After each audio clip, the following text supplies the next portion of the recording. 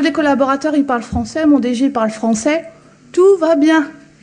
Quand j'ai commencé à me retrouver au siège des hôtels Concorde, il a fallu que je parle avec le Concorde Berlin. Puis il a fallu que je fasse des reporting. Notre actionnaire, il est américain. Le reporting, ça va, c'est par écrit, donc on peut toujours le faire, et puis on se fait corriger, et puis on va chercher ce reverso. Et puis là, chez Baccarat, le DG, il est autrichien.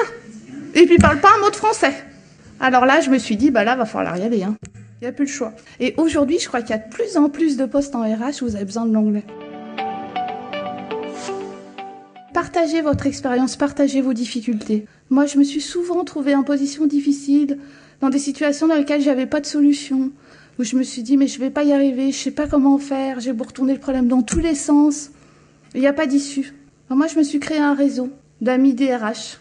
Et puis, je leur téléphone, je leur en parle, je leur dis, est-ce que tu as déjà été confronté? Toi, moi, j'ai un cas de harcèlement moral, là, je sais plus par quel bout le prendre. Pour moi, c'est très important. Et c'est important pour la confiance en soi, c'est important parce qu'on partage de l'expérience, et parce que quelqu'un qui a déjà été confronté à ces situations-là peut vous aider.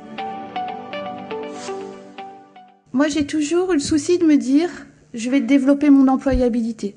Je reste suffisamment longtemps dans une fonction pour me dire, j'apprends, je capitalise, je maîtrise, et puis après, comment je fais pour être capable de transférer ce savoir-faire ailleurs? Et puis, j'ajoute une couche nouvelle. J'apprends autre chose. Et c'est comme ça, je crois, que je me suis créé mon expérience, que je me suis formée, que j'ai développé mes compétences. Et puis, j'essaie de changer de secteur d'activité pour apprendre des nouveaux métiers, pour être confrontée à de nouvelles problématiques, dans des nouveaux contextes.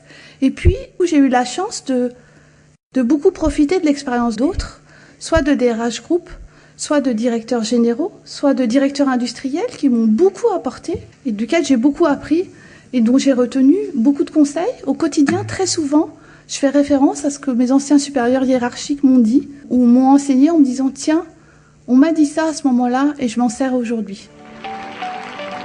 En intégrant le groupe IGS Formation Continue, je recherchais une aide, un soutien en particulier méthodologique pour la rédaction du portefeuille de compétences, et ça m'a été très bien apporté de façon très qualitative et ça m'a beaucoup aidé. Je pense que c'est une des clés de la réussite. Elle m'a permis aussi de découvrir que le groupe IGS Formation Continue était un excellent organisme de formation pour les titres ressources humaines que je pourrais recommander à des gens qui veulent faire des carrières dans les ressources humaines.